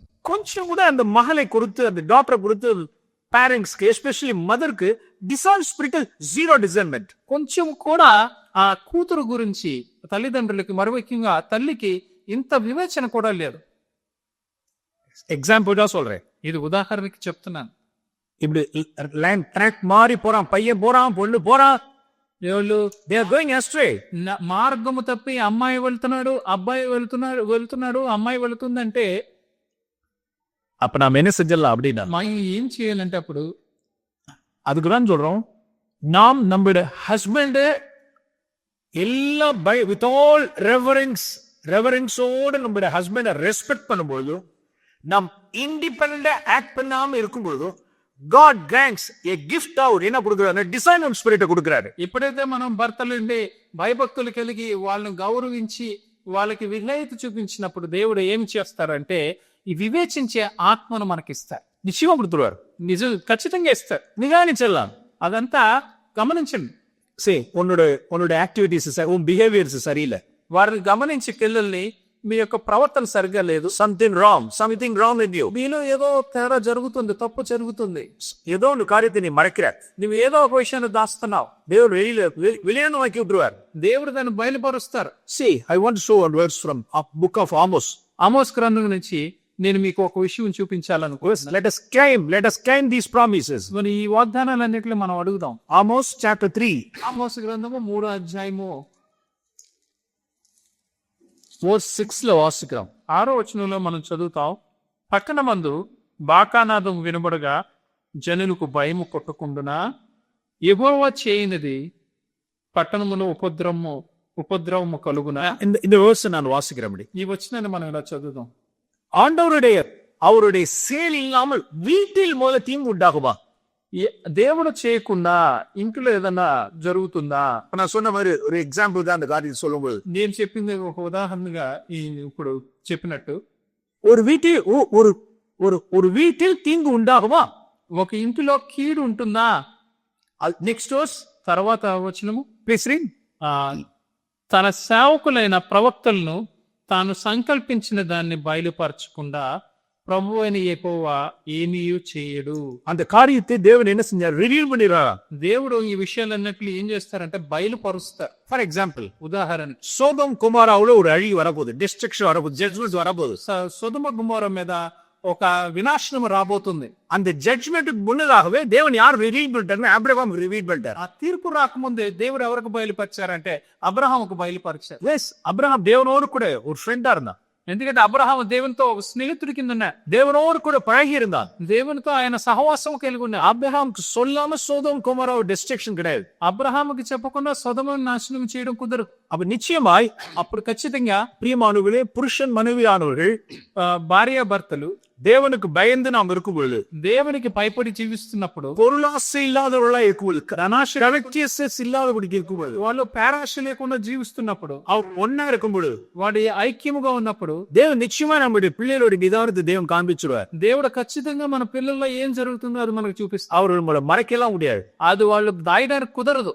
ஏதாவது ஒரு வகையில தேவன் காரியத்தை ரிவீல் பண்ணி வெளியில బయలుపరుస్తారు. ఒక సందర్భంలో దేవుడు దాన్ని బయలుపరుస్తారు. அது ஒரு சர்ப்ரைஸாவே இருக்காது நமக்கு. అది మనకు ఒక ఆశ్చర్యంగా ఉంటుంది. Yes.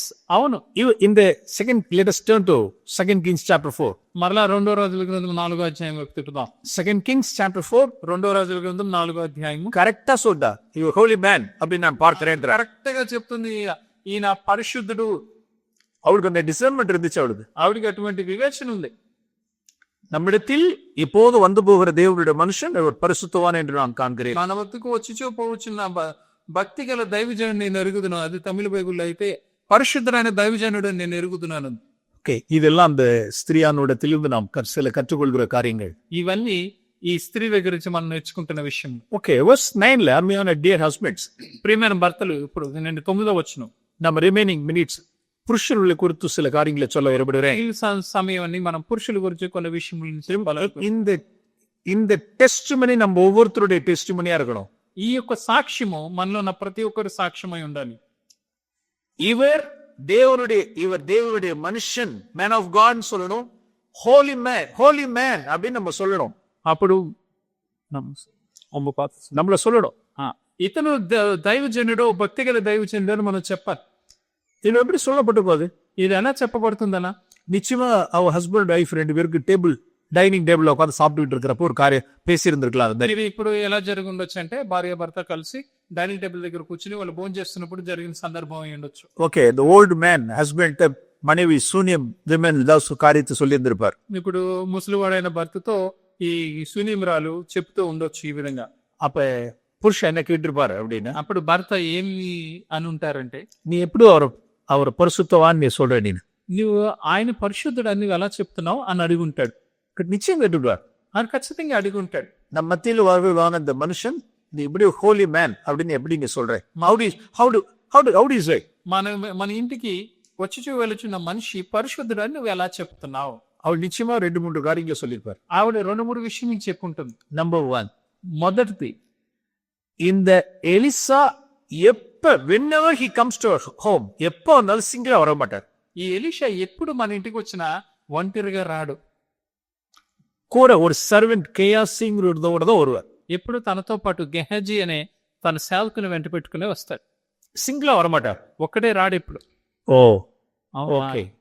ஓகே. செகண்ட் திங், రెండవ విషయం, அவர் எப்ப பேசினாலும் சரி என்னுடைய முகத்தை பார்த்து என்கிட்ட பேசவே மாட்டார். ఎప్పుడు మాట్లాడినా గానీ నా ముఖంలోకి నా కళ్ళను చూసి మాట్లాడు. ஏதாவது என்கிட்ட பேசணும் அப்படின்னா அவருடைய செர்வெண்ட சொல்ற மாதிரி சொல்லுவார். அவருடைய என்னை பார்த்து பேச மாட்டார். ఆయన ఎప్పుడు ఏదైనా చెప్పాలంటే తన యొక్క సేవకుడితో ఏదో చెప్తున్నట్టు చెప్తాడు గాని నన్ను చూసి చెప్పడు. என்கிட்ட அதிக நேரம் பேசுறது விரும்ப மாட்டார். என்கிட்ட ఎక్కువసేపు నాతో మాట్లాడడానికి ఇష్టపడ్డా ఆయన. இதெல்லாம் சேர்த்து பார்த்துருக்காவ. ఇవన్నీ ఆవిడ గమనించి అలా చెప్తుంది. సింగిల్ வர்றதில்லை, ఒంటరిగా రావట్లేదు, என்கிட்ட அதிகமா பேசணும் அப்படிங்கிற ஒரு ஆப்போசிட் செக்ஸோட பேசணுங்கிற டிசைர் இந்த மேன்ட்ட கிடையாது. ఇక స్త్రీలతో మాట్లాడాలి అనే ఒక ఆశ అతనిలో లేదు. அது மாத்திரம் இல்ல, அதோட கூட அடிஷன் டு தட் அவர் எப்ப பேசினாலும் என் முகத்தை பார்த்து பேச மாட்டேங்கிறார். అది మాత్రమే కాదు, ఆయన ఎప్పుడు మాట్లాడినా గానీ నా ముఖాన్ని అలా చూసి మాట్లాడాను. அதனால ஹோலி மேன் அப்படின்னு நான் சொல்றேன். అందుకే ఆయన పరిశుద్ధుడైన మనిషి అని నేను చెప్తున్నాను అంటుంది. அருமையானவர்களே, இந்த டெஸ்டிமனி நம்மளுடைய டெஸ்டிமனியா இருக்கணும். ప్రియమైన వారులారా, ఈ సాక్ష్యము మన సాక్ష్యమై ఉండాలి. நம்மளுடைய மாம்சத்துல இந்த ஸ்பிரிட் நாம் பார்க்கணும். మన యొక్క మాంసంలో ఆ యొక్క ఆత్మను మనం కనుగొనాలి. ஒருபோதும் அந்த இடத்துல புருஷன் வீக் பர்சன், ரெண்டாவது ஒரு ஓல்டு மேன். ఇక్కడ మనం చూస్తున్నాం తన భర్త ఎంతో ముసలివాడు, బలహీనుడు. இப்படிப்பட்ட சூழ்நிலைகளில் நான் அதிகமா போகக்கூடாது, சிங்கிளா போகக்கூடாது, அதிகமா பேசக்கூடாது, ஒரு அடுத்தவருடைய சாட்சி கெட்டு போகக்கூடாது. கேர்ஃபுல்லா இருந்த மனுஷன் எலிசா. చూడండి, ఇటువంటి ఒక పురుషుడు అంటే ఒక భర్త ఉన్న ఇంట్లో నేను ఎక్కువ వెళ్ళకూడదు, నేను ఎక్కువసేపు మాట్లాడకూడదు, అలాగా జాగ్రత్తగా ఉన్న మనిషి ఎలీషా. சில சூழ்நிலைகளில் விடோஸ், సింగిల్ విడోస్ இருப்பாங்க. కొన్ని సందర్భాల్లో ఒంటరిగా ఉన్న విధవరాలు ఉంటారు. యంగ్ విడోஸா இருப்பாங்க. వాళ్ళు యవనస్తురాలైన విధవరాలై ఉండొచ్చు. தங்களுடைய காரியங்களை எல்லாம் அப்படியே என்ன செய்வாங்கன்னா அப்படியே எக்ஸ்பிரஸ் பண்ணுவாங்க, எல்லாத்தையும் எக்ஸ்பிரஸ் பண்ணுவாங்க. వాళ్ళకున్న విషయములన్నీ చెప్తా ఉంటారు కూర్చొని. ஒரு பாஸ்டர் என்ன பண்ணிட்டாரு அப்படின்னா, ఒక పాస్టర్ గారు ఏం చేశారంటే ஒரு பாஸ்டர்ட்ட ஒரு யங் வீடோ தன்னுடைய காரியங்கள் எல்லாம் அப்படியே சொல்லி அழுதுகிட்டே இருந்தாங்க. ఒక స్త్రీ ఒక యవనరాలైన విధవరాలు ఒక పాస్టర్ గారి దగ్గర తన విషయములన్నీ చెప్పుకుని ఏడుస్తా ఉంది. அந்த பாஸ்டர் என்ன பண்ணாருன்னா, పాస్టర్ గారు ఏం చేశారంటే, சிஸ்டர் ப்ளீஸ், ఆయన సిస్టర్ ఏడవకింది అని చెప్పి ఇలా అన్నారట. எப்படிப்பட்ட எவ்வளவு நயவஞ்சகமான சிஸ்டர் ப்ளீஸ். అలా సిస్టర్ అలా ఏడవకండి అని చెప్పి ఆవిడ కన్నీళ్ళు అలా తుడిచి ఎంత వంచనగా మార్చేస్తున్నాడో చూడండి ఈయన. அதாவது ஆடும் பாக்குறது, அதாவது அவளுடைய ஹார்ட் எப்படிங்கிறது பாக்குறது, அது అది ఆవిడ హృదయం ఎలా ఉందో అని పరిశీలిస్తున్నాడు అనమాట. பரீட்சித்து பாக்குறது, ఆవిడ హృదయం ఎలా ఉందని పరీక్షించి చూస్తున్నాడు. ஆனா வந்து காரியம் வந்து இது கன்சுலேஷன் யாரி ఏంటో ఏదో ఓదారుస్తున్నట్లుగా చెప్పడం. உன் மேல நான் ரொம்ப இரக்கமா இருக்கு, கம்பேஷனேட்டா, ஐ அம் சோ கம்பேஷனேட் அப்படிங்கிறது மாதிரி நீ கன்சல்ட் பண்ற மாதிரி. అది నీ మీద నేను ఎంతో జాలి చూపిస్తాను, ఎంతో కనిక్రమ కలిగి ఉన్నానని ఏదో చూపించినట్లుగా పైకి అలాగా కన్నీళ్లు తుడిచినట్టు అలా చేయడం. such a wretched flesh we have. అటువంటి హీనమైన శరీరంలో మాంసంలో మనం ఉన్నాం. fond of nearness, దగ్గరగా ఉండాలి అనే ఆశ కలిగి ఉండటం. fond of nearness, దగ్గరగా స్త్రీలకు దగ్గరగా ఉండాలని ఆశ కలిగి ఉండటం. அல்லது fond of chatting, వాళ్ళతో మాట్లాడాలని ఆశ కలిగి ఉండటం. fond of nearness, fond of chatting with opposite sex, వాళ్ళతో దగ్గరగా సమీపంగా ఉండాలి, వాళ్ళతో మాట్లాడాలి. பிறருடைய பிறருடைய ஒய்ஃப மற்றவருடைய, நம்மளுடைய ஒய்ஃப மற்றவருடைய ஒய்ஃபோட கம்பேர் பண்றது, మన భార్యని వేరే ఒకరి భార్యతో పోల్చుకుని చూడడం, எல்லாம் அடல்ட்ரஸ் ஸ்பிரிட். அதெல்லாம் ఇదంతా వ్యభిచారపు ఆత్మ. எல்லாம் விபச்சாரத்தினுடைய ஆவி. எல்லாம் ఇది వ్యభిచారపు ఆత్మ. நம்ம அந்த இடத்துல எல்லாம் ஃபயரா இருக்கணும். நம்ம అటువంటి సందర్భంలో మనం అగ్నిలో ఉండాలి, మండుతున్నట్లుగా ఉండాలి. தேவனுடைய மனுஷன் பரிசுத்தவான் என்று நான் காண்கிறேன். ఈ దేవుని మనిషి పరిశుద్ధుడని నేను గమనిస్తున్నాను. சும்மா சிலர்லாம் இருக்காங்க, ஆப்போசிட் செக்ஸ் சும்மா வள வள வள வளன்னு பேசிட்டே யாப் யாப் யாப் யாப் யாப் யாப் யாப். కొంతమంది ఉంటారు, స్త్రీలైతే పురుషులతో, పురుషులైతే స్త్రీతో లొడలో మాట్లాడుతూనే ఉంటారు. எஸ் லோடா பேசிட்டே இருக்கிறது, అలా మాట్లాడుతూనే ఉంటారు. அது ஒரு இச்சை, டிசைர், அது லஸ்ட். అది ఒక ఇచ్చ, అలా చేయాలని ఒక ఇచ్చ ఉంటుంది వాళ్ళకి. நம் பிரியமான இந்த ஃபிளஷ் எல்லாம் நாம் கண்டு நாம் என்ன செய்யணும், we should judge ourselves honestly. మన మాంసంలో ఉన్న వీటన్నిటిని మనం కనుగొని మనం తీర్పు తీర్చుకుంటూ ఉండాలి. ఇప్పుడు இது என் பிரதர்ஸ் மட்டும் இல்ல, மேரிட் விமன் ஆல்சோ. ఇది ఎవరస్తులైన బ్రదర్స్ కి మాత్రమే కాదు, వివాహమైన సహోదరులకు కూడా. இவைகள் எல்லாம் நம்ம என்ன செய்யணும்னா, எவ்வளவு டிஸ்டன்ஸ் கீப் பண்ண முடியுமோ அவ்வளவு தூரத்துக்கு நம்ம டிஸ்டன்ஸ் கீப் பண்ணணும். ఇవి మనం ఏం చేయాలంటే వారితో ఎంత దూరము మనం కలిగి ఉండగలమో అంత దూరము కలిగి ఉండాలి. நம் சிங்கிளா நம்மளுடைய மினிஸ்ட்ரிக்காக வில்லேஜஸ்க்கு எல்லாம் கூட நம்ம மினிஸ்ட்ரிக்கு சிங்கிளா போயிருக்கலாம். మనం సేవ కొరకు అయినా కానీ, పరిచయ కొరకు మనం ఒంటరిగా వెళ్ళి ఉండొచ్చు. ఇది వరకు திடீர்னு வீட்டுக்கு வர போவோம், మనం సడన్ గా పరిచయ కోసం వెళ్ళినప్పుడు ఇంట్లో వాళ్ళకి వెళ్తాం. நம் அங்க பிரதர் இல்ல, ஹஸ்பண்ட் இல்ல அப்படின்னு சொன்னா வீட்டுக்கு வேற போக கூடாது. అక్కడికి వెళ్ళగానే ఆ ఇంట్లో ఆ భర్త లేడు అని తెలిస్తే మనం ఆ ఇంట్లోకే వెళ్ళకూడదు. சிஸ்டர்ஸ் யதார்த்தமா என்ன செய்யலாம் அப்படின்னா, கேஷுவலா அவன் என்ன செய்யலாம், பேர் வாங்க உள்ளார வாங்கன்னு சொல்லலாம். సిస్టర్స్ ఏదో వాళ్ళు మామూలుగా రండి బ్రదర్ అని మామూలుగా చెప్పొచ్చు. బ్రో இல்ல நான் போயிடுறேன்னு சொல்லணும். లేదంటే బ్రదర్ లేరు కదా నేను వెళ్ళిపోతున్నానని చెప్పాలి. இல்ல அப்படின்னா ஒய்ஃபோட தான் நான் போகணும். లేదు అంటే భార్యను తీసుకుని వెళ్ళాలి, ఇద్దరు వెళ్ళాలి, భార్య భర్త. போனோம் அப்படின்னா ஹஸ்பண்ட் ஒய்ஃபோட சேர்ந்து போகணும். వెళ్ళినప్పుడే భార్య భర్త కలిసి వెళ్ళాలి. ரெண்டு பேர் இங்க எலிசா கேஎஸ்சியோட போனான்னு வாசிக்கா. ఇక్కడ ఎలీషా గెహాజీతో వెళ్ళారో మనం ఇక్కడ చదువుతున్నాం. ஹஸ்பண்ட் ஒய்ஃபா நம்ம விசிட் பண்றோம். భార్య భర్తలకు వెళ్ళి మనం దర్శించాలి. ஹஸ்பண்ட் இல்லைன்னா வீட்டுக்கு போக கூடாது. భర్త లేరు అంటే ఆ ఇంటికి వెళ్ళకూడదు. நம்ம அதிக நேரம் அவர்கிட்ட எல்லாம் பேசிட்டே இருக்க கூடாது காரியங்களை. వెళ్ళి ఆవిడతో అంతసేపు ఎక్కువగా మాట్లాడుతూ ఉండకూడదు. சில சில சில பிரதர்ஸ்களுக்கு சில பொறுப்புகள், சகோதரர்களுக்கு சில ஞானம் இல்லாம பேசிடுவாங்க சில காரியங்களை. కలిగిన కొంతమంది సహోదరులకి జ్ఞానం లేకుండా చేస్తున్నారు. ஒரு I know one elder brother. నాకు ఒక పెద్ద సంఘ పెద్ద తెలుసు, బ్రదరు. அவர் ஒரு சர்ச்சில் உள்ள ஒரு சகோதரிட்டு ஒரு சில காரியங்களை சொல்லணும்னு நினைக்கிறாரு. ఆ చర్చిలో ఉన్న ఒక సహోదరితో ఏదో ఒక విషయం చెప్పాలి అని అనుకున్నారు. அப்ப எது ஞானம், எது விஸ்டம் అంటే అప్పుడు జ్ఞానం ఏంటి, அந்த புருஷனை வைத்து கொண்டுதான் அந்த சகோதரி இடத்துல பேசணும். ఆ భర్తను దగ్గర పెట్టుకుని సహోదరితో మాట్లాడాలి. புருஷனை பக்கத்துல வச்சுக்காமலே அந்த மனைவிட்ட பேசுறாரு. క్షమించండి, భర్త లేకుండా స్త్రీ అప్పుడు పక్కనే పెట్టుకుని మాట్లాడుతున్నారు ఆ స్త్రీతో. ஒரு கால புருஷன்ற அத்தாரிட்டி இருக்கை நாம் என்ன செய்யக்கூடாதுன்னா ஒரு சகோதரி இடத்துல ஒரு காரியத்தை பேசக்கூடாது. భర్త యొక్క అనుమతి లేకుండా మనం ఒక సహోదరితో మాట్లాడకూడదు. All elders, all our CFC church elders, మన సిఎఫ్సి చర్చ్ ఎల్డర్స్ అందరికి we should not bypass the authority. புருஷனுடைய அத்தாரிட்டி பைபாஸ் பண்ணக்கூடாது. భర్త యొక్క అధికారాన్ని మనం దాటి వెళ్ళి ఏది చేయకూడదు. ஒரு ஸ்திரீயான இடத்துல பேசணும் அப்படின்னா புருஷன் இருந்தாரு, புருஷனை வச்சு பேசணும். మనం ఒక శిస్తుతో మాట్లాడాలి అంటే భర్త ఉంటే భర్తను దగ్గర పెట్టుకుని మాట్లాడాలి. தேவனுடைய நாமத்துக்கு இந்த நாட்கள்ல தேவனுடைய நாமம் வெகுவாய் தூஷிக்கப்பட்டு கொண்டிருக்கிறது. ఈ దినముల్లో దేవుని నామం ఎంతగానో దూషింపబడుతుంది, எஸ்பெஷலி இந்த மேட்டர்ல. ఈ విషయంలో మరి ముఖ్యంగా. பிரியமானவர்களே, இதெல்லாம் நம்முடைய சாட்சியை நாம் வெளியில கொண்டு வரணும். புறம்பே இருக்கிறவர்களுக்கு முன்பாக நாம் யோக்கியமாய் ஒரு சாட்சியை நாம் கொண்டு வரணும். ఇది మనం వీటన్నిటి విషయంలో మంచి సాక్ష్యము కలిగి ఉండాలి. చుట్టుపక్కల ఉన్న వారందరికీ మనకు ఒక సాక్ష్యముగా మనం ఉండాలి. நான் என்னுடைய கல்லூரி நாட்களில் என்னை அட்ராக்ட் பண்ணதான ஒரு சாட்சி, నా కాలేజీ రోజుల్లో నన్ను ఆకర్షించిన ఒక సాక్ష్యం சாது சுந்தர் சிங்குடைய சாட்சி. సాధు సుందర్ సింగ్ గారి సాక్ష్యం. அவரை கொடுத்ததான டெஸ்டிமனி என்னன்னா his purity in his eyes. ఆ గురించి ఇవ్వబడిన సాక్ష్యం ఏంటంటే ఆయన కళ్ళలో పరిశుద్ధత కలిగిన వాడు. அருமையானவர்களே, ప్రియమైన వాళ్ళ நம்முடைய திருமணமானவர்கள், விசேஷமாய் ஃபேமிலி ஹஸ்பண்ட்ஸா இருக்கிறவர்கள், పెళ్ళైన వారు, మరి ముఖ్యంగా భర్తలుగా ఉన్నవారు ஒரு காலம் நம் மனைவிமார்களுக்கு நாம் துரோகம் இடக்கூடாது. ఎప్పుడు కూడా మన భార్యలకు మనం ద్రోహం చేసేవారి కింద ఉండకూడదు. ஒரு காரியத்தை சொல்லி நான் முடிக்க விரும்புகிறேன். ఒక విషయం గురించి చెప్పి నేను ముగించాలనుకుంటున్నాను. Proverbs chapter 17. సామెతలు 17వ అధ్యాయంలో తిప్పుదాం. Proverbs chapter 17. సామెతలు 17వ అధ్యాయము verse 17. 17వ అధ్యాయము 17వ వచనం.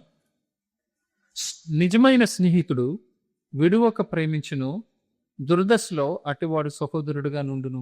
ఓకే, స్నేహితుడు எல்லா காலத்திலும் స్నేహిపాన్. నిజమైన స్నేహితుడు ఎల్లప్పుడూ ప్రేమిస్తాడు. విడువక అనుంది అంటే విడిచిపెట్టకుండా. తమిళ్లో అయితే ఎల్లప్పుడూ అనుంది. அப்படி தமிழ்ல தெலுங்குல எப்படி இருக்கு? విడామే, ఆల్వేస్ ఆల్వేస్. ఆమా, స్నేహితుడు எல்லா காலத்திலும் స్నేహిపాన్. నిజమైన స్నేహితుడు ఎల్ల వేళలందు ప్రేమిస్తాడు. அருமையானவர்களே, ప్రియమైన వాళ్ళారా, நம்மளுடைய ஸ்நேகிதன் யார் சொல்லுங்க? మన స్నేహితుడు ఎవరో చెప్పండి. வேற யாரும் வெளியில சொல்லக்கூடாது.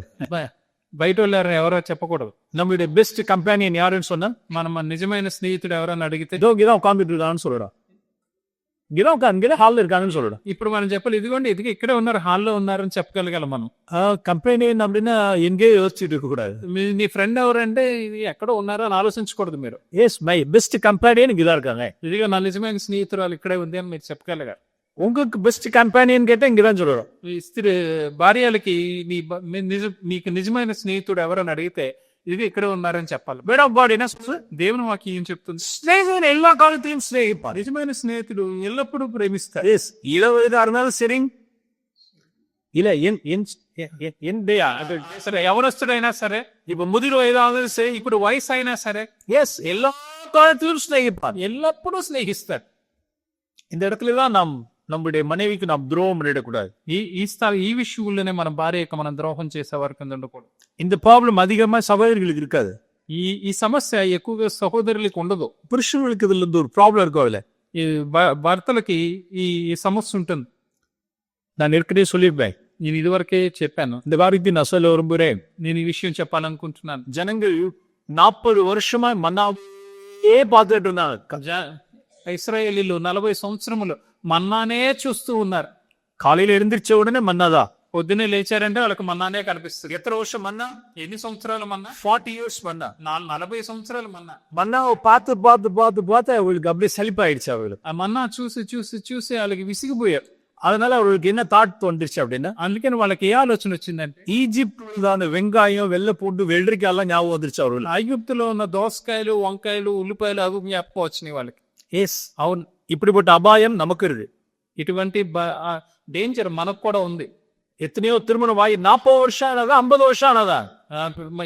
ఎన్ని సంవత్సరాలు వివాహం అయిందంటే 40 సంవత్సరాలైనా 50 సంవత్సరాలైనా. சில பேருக்கு என்ன ஆயிடுச்சுன்னா தன்னுடைய மனைவிமார்களை பார்த்து பார்த்து சலிச்சு போயிடுச்சு. కొంతమందికి ఏమైందంటే భార్యలు చూసి చూసి విసిగిపోయారు. ఇంకా ஆகினால இந்த உலகத்தில் உள்ளதான வெங்காயத்தையும் ஆனியனையும் குக்கும்பரையும் கார்லிக்கையும் பார்த்துட்டு இருக்காங்க இன்னைக்கு. అందుకే వీళ్ళు ఈ లోకంలో ఉన్న దోసకాయలు లేకపోతే వంకాయలు లేకపోతే గార్లిక్ ఎల్లుల్లిపాయలు చూస్తున్నారు వాళ్ళు. எஸ், అవును. ஒரு காலம் நாம் துரோகம் பண்ணிடக்கூடாது. అందుకే మనం ఎప్పుడు కూడా మన భార్యలకు ద్రోహం చేసేవారి కింద ఉండకూడదు. திருமணம் ஆனாலும் சரி, వివాహం అయినా సరే, 40-50 ஆண்டுகள் ஆனாலும் சரி, 40-50 సంవత్సరములు అయిపోయినా సరే, நம்முடைய இள வயதின் மனைவிக்கு நாம் ஒரு காலம் நாம் துரோகம் செஞ்சிடக்கூடாது. మన యవన కాలపు భార్యకు మనం ద్రోహం చేసేవారి కింద ఉండకూడదు. எல்லா காலத்திலும் நான் ஸ்நேகிப்பான். మనం ఎల్లప్పుడూ స్నేహించే వారి కింద ఉండాలి. ஓகே, பியூட்டி போயிருந்ததா என்ன, எக்ஸ்டர்னல் பியூட்டி போயிருந்ததா என்ன, బాహ్య సంబంధమైన సౌందర్యము పోయినా గానీ, ஹேர் போயிருந்ததா, జంతు పోయినా గానీ, பல்லு போயிருந்ததா என்ன, అల్లు ఊడిపోయినా గానీ, ஓகே இப்படி இருந்ததா என்ன, ఇలా అయిపోయినా గానీ, இப்படி இருந்தாதான் என்ன, సన్నగా అయిపోయినా గానీ, இப்படி இருந்தாதான் என்ன, లావుగా అయిపోయినా గానీ, அது மேட்டரே கிடையாது. అది అసలు విషయమే కాదు. ఏ அப்படின்னா ఎందుకంటే இன்னர் பியூட்டி. ఎందుకంటే ఆమె అంతరంగ సౌందర్యం నువ్వు చూస్తున్నావు కాబట్టి. எஸ், இன்னர் பியூட்டில நம்ம என்னவா இருக்கணும்னா நம் சந்தோஷம் திருப்தியா இருக்கணும். ఆ అంతరంగ సౌందర్యంలో మనం సంతోషంతోనూ సంతృప్తి కలిగి ఉండాలి. அந்த இன்னர் பியூட்டியை டியர் சிஸ்டர்ஸ் கல்டிவேட் பண்ணிக்கணும். కానీ సహోదరులు, మీరు ఆ అంతరంగ సౌందర్యం పెంచుకునే వారి కింద ఉండాలి. எஸ், அது இதே சரீர அமைப்பு என்னைக்கு இருந்துடாது. ఇదే ఇలాగే శరీరం ఎప్పటికీ ఉండిపోదు. எஸ், ஒரு காலத்துல அவுட்டர் மேன் டிகே அப்படியே போயிட்டே இருக்கும். కొన్ని సంవత్సరములు గడిచే కొలది ఈ బాహ్య పురుషుడు నశించిపోతూ ఉంటాడు. ஆனால் உங்களுடைய இன்னர் பியூட்டி நீர் கல்டிவேட் பண்ணிக்கணும். కానీ అందుకని మీరు అంతరంగ సౌందర్యమును మీరు పెంచుకునే వారి కింద ఉండాలి. அதுதான் நம்மளை சாட்டிஸ்ஃபை பண்ணும். అదే మిమ్మల్ని సంతోషపరుస్తుంది. பிரியமானவர்களே, ప్రియమైన వారలారా, இந்த விஷயத்தில் நாம் பரிசுத்தம் உள்ளவர்களாய் நாம் காணப்படுவோம். ఈ విషయంలో మనం పరిశుద్ధులుగా కనపడాలి. நாம் ஜெபம் பண்ணுவோம். ప్రార్థన చేసుకుందాం. பரிசுத்த பிதாவே, పరిశుద్ధుడైన తండ్రి, புருஷர்களாகி நாங்கள் எங்களுடைய மனைவிமார்களுக்கு ஒரு காலம் நாங்கள் துரோகம் செஞ்சிடக்கூடாது. భర్తలమైన మేము మా భార్యలకి ఎప్పుడు ద్రోహం చేసేవారి కింద ఉండకూడదు. எங்களுடைய ஸ்பிரிட் கூட டிஃபைல் ஆகக்கூடாது. మా ఆత్మ కలుషితం అయిపోకూడదు ప్రభు. எங்களுடைய ஸ்பிரிட்டை குறித்து நாங்கள் கேர்ஃபுல்லா இருக்கட்டும், எச்சரிக்கையா இருக்கட்டும். మా యొక్క ఆత్మ విషయమే మేము ఎప్పుడు జాగ్రత్తగా ఉండటానికి, హెచ్చరిక కలిగి ఉండటానికి సహాయం చేయి. எங்களுடைய ஸ்நேகிதர்களாகி எங்களுடைய மனைவிமார்களை நாங்கள் எல்லா காலத்தையும் ஸ்நேகிட்டோம். నిజమైన స్నేహితుల్లాగా మా భార్యల్ని ఎల్ల కాలం ముందు మేము స్నేహించే వారంగా, ప్రేమించే వారంగా చేయండి. அருமையான சகோதரிமார்கள், ప్రియమైన సహోదరులు, அவருடைய புருஷர்களை మీ భర్తల్ని எந்த சூழலிலும் டிஸ்பேஸ் பண்ணாமல், ఎటువంటి పరిస్థితులను తిరస్కారముగా చూడకూడదు. இண்டிபெண்டா எதுவும் ஆக்ட் பண்ணாமல், మీరే మీ సొంతగా ఏమి నిర్ణయం తీసుకోకూడదు. புருஷனுடைய அத்தாரிட்டி கீழே சப்மிட் பண்ணிருந்து భర్త యొక్క అధికారం కింద లోబడి జీవించాలి.